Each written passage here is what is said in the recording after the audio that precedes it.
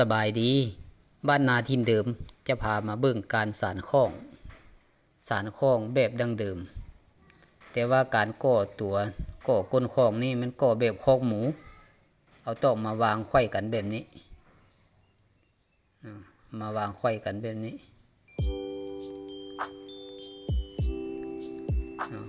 ไขว้ด้านนั้นไขว้ด้านนี้เพื่อเอิ้นว่าก่อแบบคอกหมู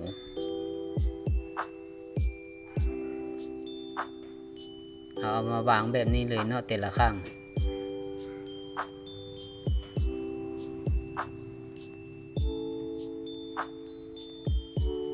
เมื่อได้ประมาณนี้แล้วเราก็จัดแปลงแล้วเราก็เริ่มสาน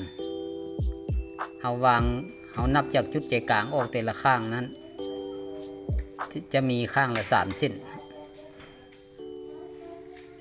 แต่เราก็เริ่มสานยกจุดใจกลางขึ้น1 เส้น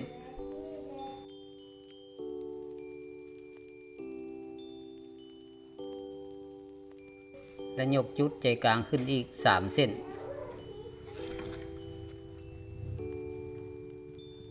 ฝั่งนี้ก็คือกัน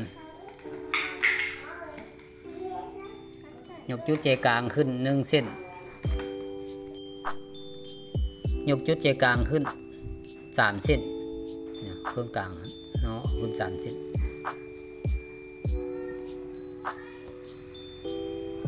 ก็จัดแปลงเขาฝั่งนี้ก็คือกันฝั่งนี้ก็เอาขึ้น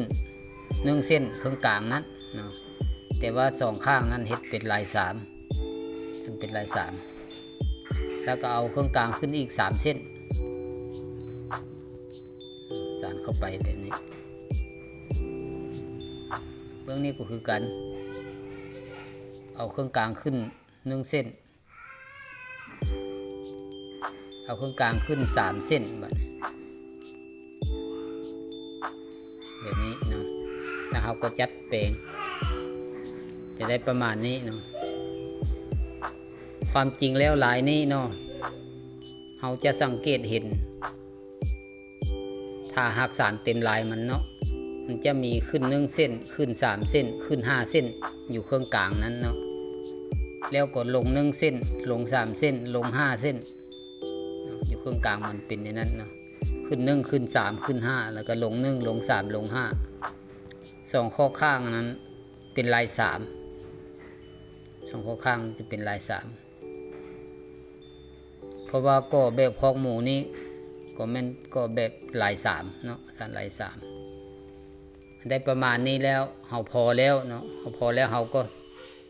มาไผ่2 เส้นเนาะไผ่กาว2 เส้นเพื่อให้ตอกซังมันแน่นมันมีระยะห่างเท่ากันแล้วก็มันก็แน่นดีเวลาเฮาสาน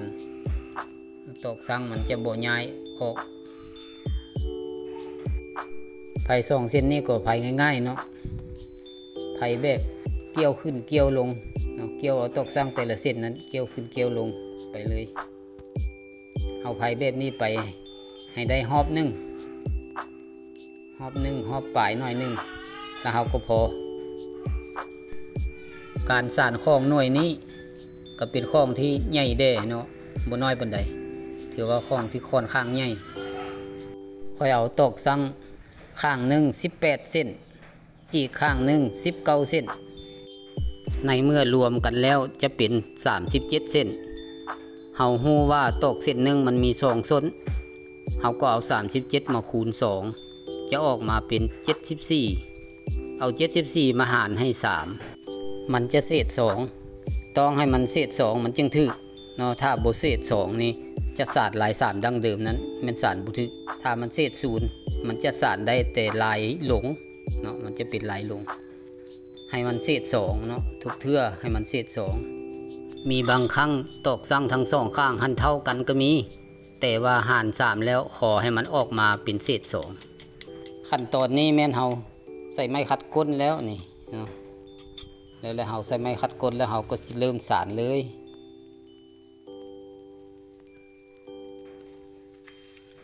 การสานลาย3ดั้งเดิมลาย3แบบนี้แม่นเอาตอกสานเส้นเดียว เขาจะสานเริ่มด้านใดก่อนก็ได้เริ่มที่ตรงกลางก่อนก็ได้เริ่มข้างใดข้างหนึ่งก่อนก็ได้ขอให้ข้าม3รอด3หรือว่าข้าม3ยก3ข้าม3ยก3หรือว่าข้าม3รอด3ต้องเฮ็ดแนวนั้นไปตลอด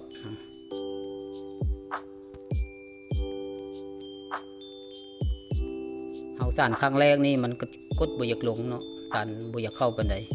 เพราะว่าตอกสร้างเฮามันที่เฮาต้องเล่าตอกสานให้มันอ่อนถ้าเฮาสานขึ้นมาฮอดระยะหนึ่งแล้วมันก็สานง่ายตอนนี้มันก็สานยากกดบ่อยากลงหรือว่าจัดบ่อยากเข้า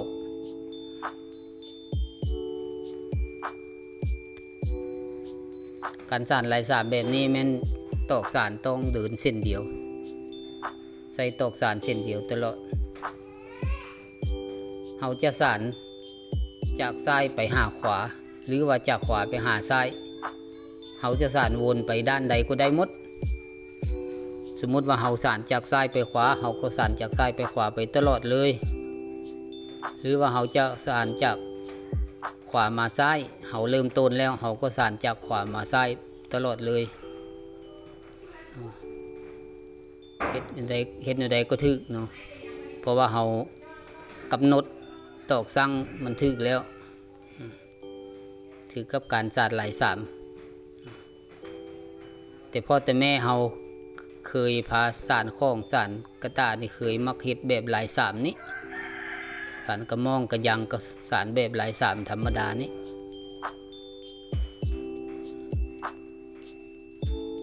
อันนี้ค่อยเอาแต่ตอกติวมาสานเนาะเพื่อให้มันมั่นแน่นหนาดีตอกสานก็ตอกติวตอกสั่งก็ตอกติว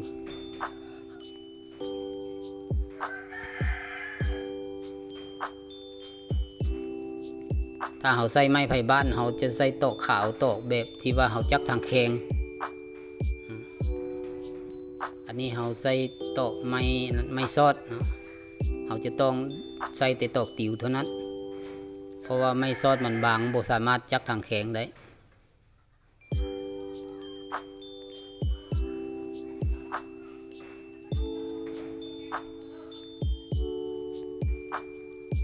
นี่เฮาสานไปเรื่อยๆเนาะ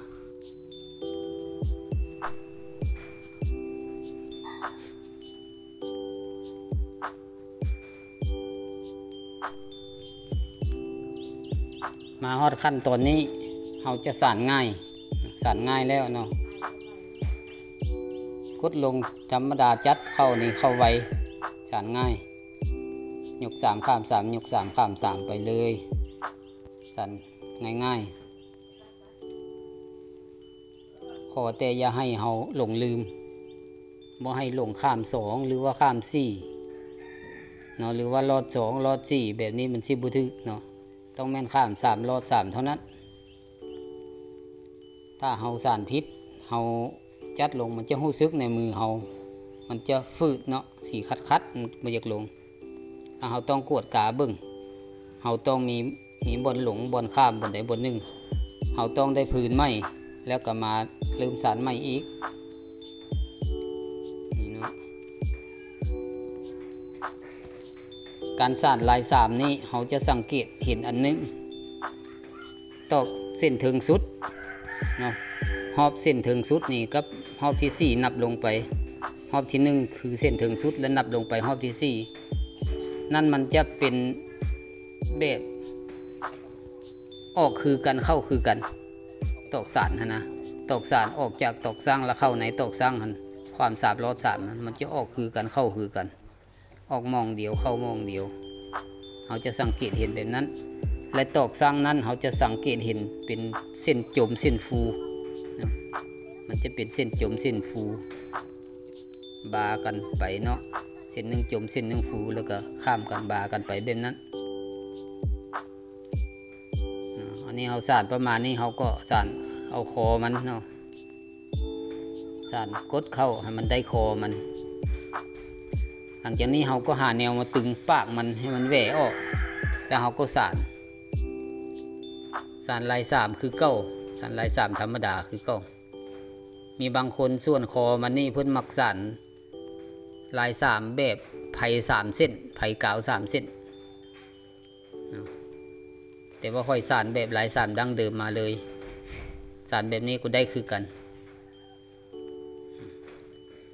ตั้งแต่ก่อก้นจนสุดปากคอง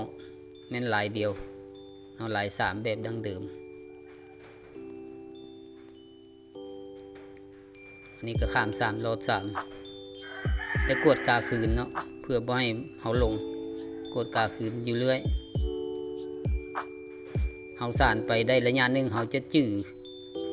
เนาะการยกการข้ามนี่มันเฮาจะจื้อดีเฮาสานครั้งแรกเฮาก็บ่จื้อปานใดบ่ถนัดปานใดต้องได้ค่อยๆสานค่อยสังเกตไป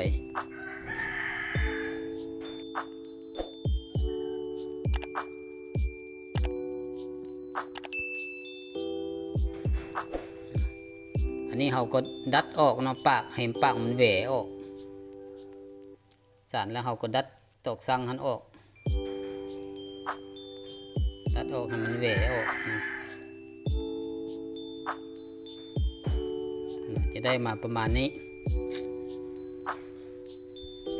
แล้วบัดนี้เฮาก็มาม้วนปากมันเนาะม้วนเน็บธรรมดา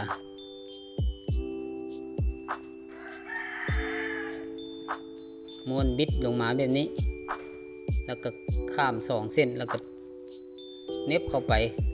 ข้างในเน็บเข้าไปฟักทางในนั้นแล้วก็บาเส้นหนึ่งบิดลงมาบาเส้นหนึ่งแล้วบิดต่อนี่ลงมาแล้วก็ข้าม2เส้นแล้วก็ยัดเข้าไปทางในพุ่นเน็บเข้าไปทางในพุ่นก็บิดเส้นใหม่ลงมาข้าม2เส้นแล้วก็ยัดเข้าไปนั้นทางในแล้วก็บาอีกเส้นหนึ่งแล้วก็บิดลงมาแล้วก็ข้าม2เส้นยัดเข้าไปทางในพุ่นหมายความว่าม้วนเน็บธรรมดาจะได้แบบนี้พี่น้องผู้ใดจะม้วนแบบใดก็ได้เนาะเอาตามสะดวกเอาตามเคยเฮ็ดวันนี้เฮาสิมาทุบให้มันเจ็บเนาะให้มันเปให้มันเจ็บเพราะว่าบ่อนที่เฮาม้วนนั้นมันยังบ่เจ็บดีเวลาเฮาครอบปากมันจะยากเนาะเฮาต้องทับให้มันเจ็บให้มันเปให้มันเจ็บดีทับไปจนอ้อมหอบทับไปหมดคู่เส้นที่เฮาม้วนนั้น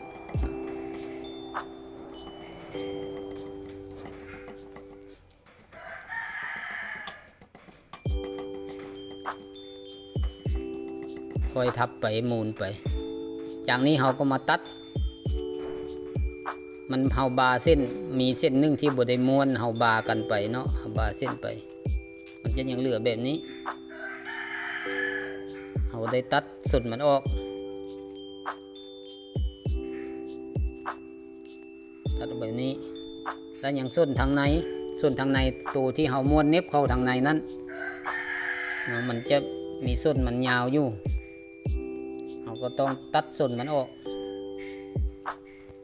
หรือเวลาเฮาม้วนเน็บหันแต่ครั้งแรกนั้นเฮาหักก่อนจังม้วนเน็บเข้าก็ได้คือกัน